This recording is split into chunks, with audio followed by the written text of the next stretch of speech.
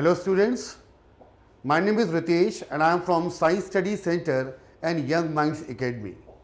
Today I am going to start a poem Dust of Snow, CBSE class 10th.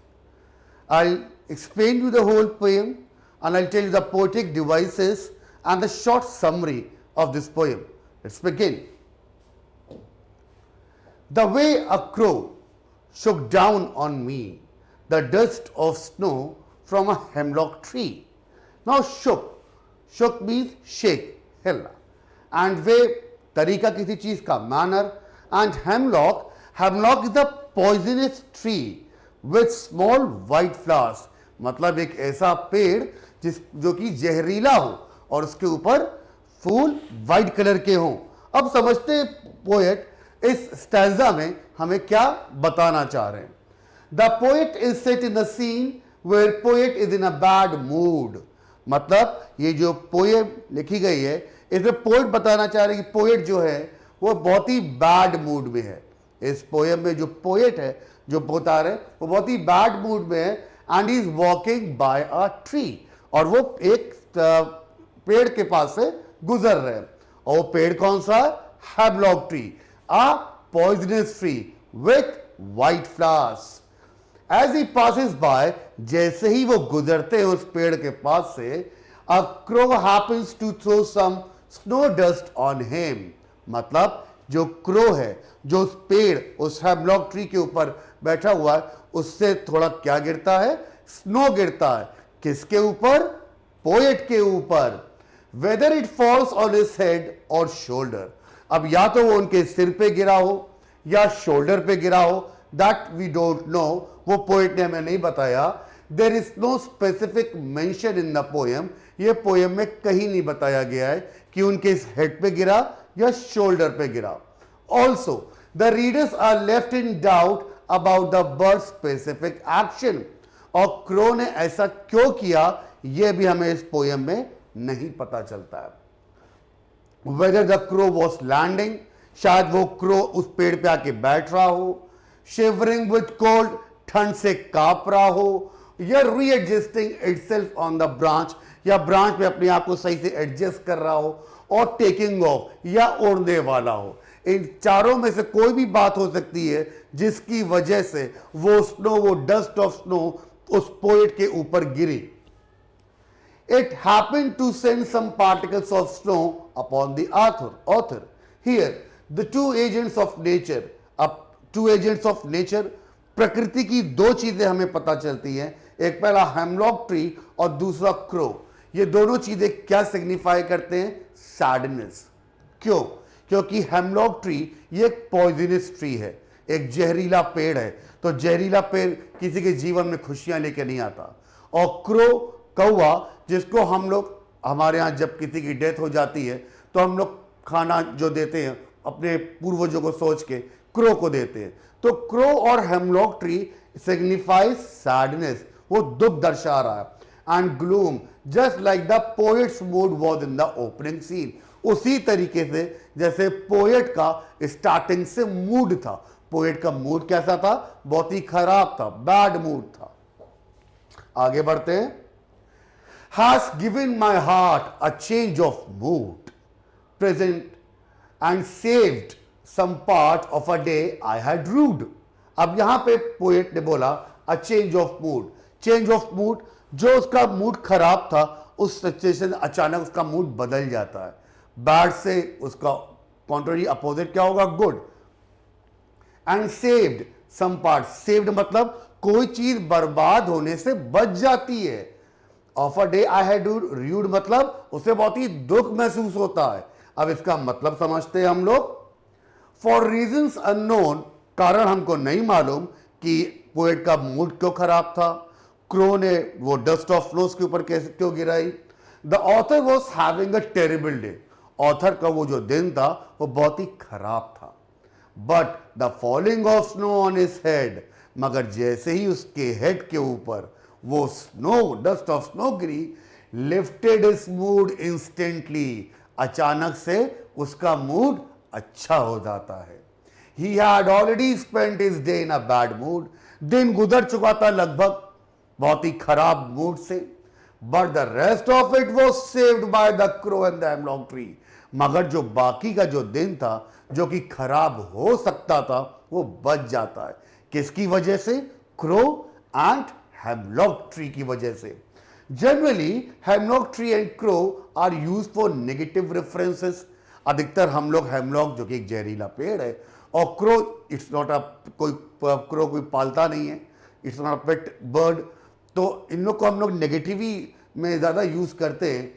But poet use them beautifully to portray that inauspicious things can bring joy and happiness to. मगर poet ने कितनी beautifully इस poem में इन दोनों negative चीजों को use किया कि नेगेटिव चीजें भी कैसे हमारी लाइफ, हमारी जिंदगी में खुशियां ला सकती हैं। One must not take things for granted and should be open and accept whichever way the nature chooses to bless us। मतलब हमें कभी भी किसी चीज का नाजायज फायदा नहीं उठाना चाहिए और नेचर ने जो चीजें हमें दी हैं उसे हमको अच्छे से एक्सेप्ट करना चाहिए। आगे बढ़ते हैं। अब यहां पे आपको मैं लिटरेरी डिवाइसेस बता दूं डस्ट ऑफ स्नो की। राइम स्कीम है ए बी सी डी। अब ये राइम स्कीम कैसे निकली हम लोग थोड़ा पास्ट में जाएंगे। अब देखिए सबसे पहले द वे अ क्रो।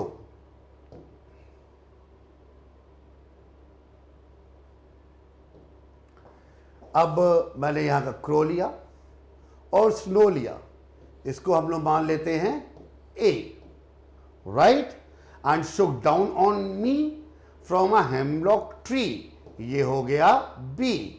तो राइम स्कीम क्या हो गई? A B. आगे बढ़ते हैं। अब सी डी। अब देखते हैं राइम स्कीम सी डी कैसे आती है, right. Has given my heart underline, a change of mood underline, and saved some part underline of a day I had rued। तो heart और part that is C, mood and rued that is D and D। तो इसकी rhyme scheme क्या हुई? C D. आगे बढ़ते हैं। अब सेकंड पोएटिक डिवाइस है अल्ट्रेशन। अब अल्ट्रेशन का मतलब क्या है? The occurrences of the same letter और साउंड, अल्फाबेट का सेम लेटर या वो सेम साउंड करता हो at the beginning of adjacent और क्लोजली कनेक्टेड वर्ड, या तो शुरुआत में। कैसे? नीचे मैंने दिया है has, heart, saved, some. Has का एच, हार्ट का एच, साउंड और स्टार्टिंग में पहला है, जैसे सेव्ड और सम स्टार्टिंग का है और साउंड सेम है। तो ये हमारा क्या हुआ? अल्ट्रेशन हुआ। तो इसमें हमको दो पोएटिक डिवाइस, पहली पोएटिक पता चला poetic device rhyme scheme that is A B C D, और दूसरी अल्ट्रेशन हैज, हार्ट का एच का फर्स्ट लेटर और हार्ट का एच फर्स्ट लेटर, सेव्ड और सम, सेव्ड का एस फर्स्ट लेटर और सम का एस फर्स्ट लेटर। अब आपको मैं एक शॉर्ट समरी में भी इसको समझा देता हूं कि पोएम है क्या। It is the winter season की बात हो रही है। स्नो, अब समर्स में तो स्नो हमको दिखती नहीं है, विंटर्स में दिखती है। एक विंटर सीजन है और पोएट जो है वो बड़े बैड मूड में है और वो एक हेमलॉक ट्री के नीचे आराम से वहां से गुजरता है और वह हेमलॉक ट्री चारों तरफ से स्नो से घिरी होती है। तभी अचानक एक क्रो उस ट्री के ब्रांच पे आके बैठता है और जैसे वो क्रो आके बैठता है तो ब्रांच थोड़ा सा हिलती है। उस हिलने से क्या होता है? जो स्नो होती है वो गिरती है किसके ऊपर? It falls on the poet के ऊपर गिरती है। अब स्नो जो है बहुत ही कोल्ड, बहुत ठंडी थी and velvety to touch which changes the poet's mood from bitter to elate. अचानक गिरने से पोएट का जो मूड है वो अचानक से खराब से अच्छा हो जाता है। This fills him with a refreshing feeling, ये उसको बड़ा रिफ्रेश करता है। ये जो मोमेंट है, ये जो पल था जो उसके ऊपर वो डस्ट ऑफ स्नो गिरी, इस वजह से उसका मूड अच्छा हो जाता है और बाकी का दिन जो उसका खराब गुजरने वाला होता है वो बच जाता है। ये जो ब्लैक क्रो है, ब्लैक क्रो काले कलर का होता है, तो ये यहां पे सिंबलाइज कर रहा है बैड ओमेन, मतलब बुरी चीज। And emblem of death and fear, मौत और डर। जैसे कि हमारे, मैंने आपको ऑलरेडी पहले बताया कि हमारे को एक डेथ हो जाती है तो हम लोग, क्रो जब आता है तो हम लोग उसे खाना देते हैं, तो it symbolises death and fear. But crow is not related to goodwill. अब यहां पे ये अजीब चीज क्या बताती कि एक नेगेटिव चीज पोएट को खुश कर देती है। तो लाइफ में कभी कभी कुछ नेगेटिव चीजें भी, हमें कहते हैं ना नीचे की सारी चीजें एक्सेप्ट करनी चाहिए, तो कभी कभी नेगेटिव चीज भी हमारी लाइफ में कुछ अच्छा लेके आती है। Same thing here also. अब रॉबर्ट फ्रॉस्ट यहां पे कोई specially tree like oak, maple, pine की बात नहीं कर रहे, उन्होंने हेमलॉक ट्री क्यों चूज किया, उन्होंने ओक ट्री चूज क्यों नहीं किया, मैपल, पाइन ये सब चूज क्यों नहीं किया, उन्होंने हेमलॉक ट्री चूज किया जो कि बेसिकली बहुत ही पॉइजनस होता है, जहरीला होता है। इसीलिए उन्होंने क्यों इस्तेमाल किया, dust which is useless to anybody, और डस्ट का इस्तेमाल किया जो भी किसी इंसान की कोई काम नहीं आती, और किसी भी इंसान को डस्ट पसंद भी नहीं है। बट पोएट ने यहां पर दोनों चीजें का इस्तेमाल किया, हेमलॉक ट्री और डस्ट का, जो कि एक इंसान की लाइफ में पॉजिटिव चीज लेके आते हैं, पॉजिटिव थॉट्स लेकर आते हैं। तो यहां पे जो स्नो है वो अडॉन्स दी पॉइजनस हेमलॉक ट्री ब्रांचेस, उसने उस जहरीले पेड़ का जो ब्रांच है उसको ब्यूटीफाई किया हुआ, डस्ट ने उसको और ब्यूटीफाई सजाया हुआ।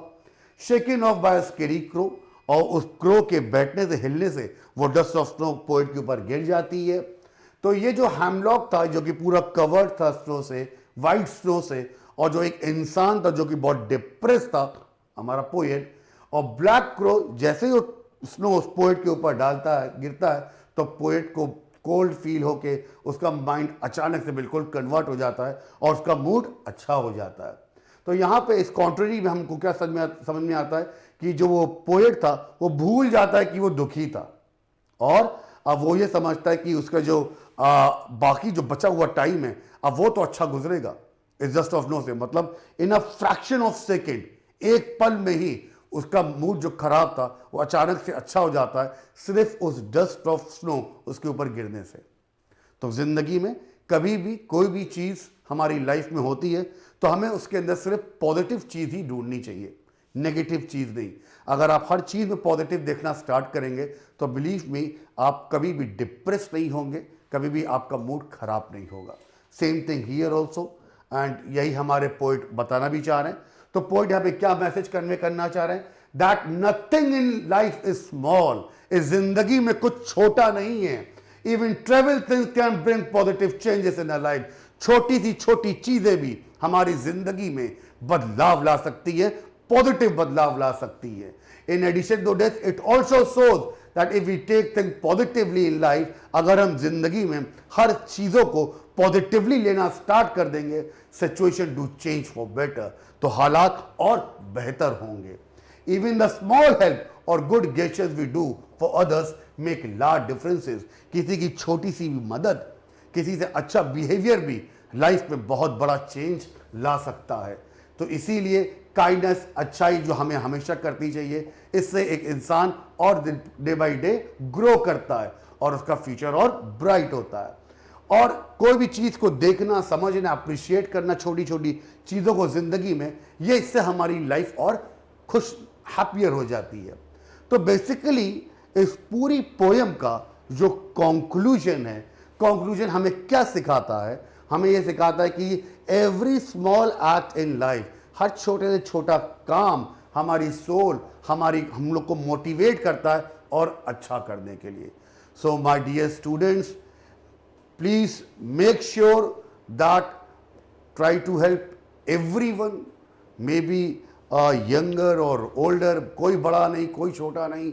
Be kind, be generous, be humble, be polite and be honest, right? So that's all. Thank you very much.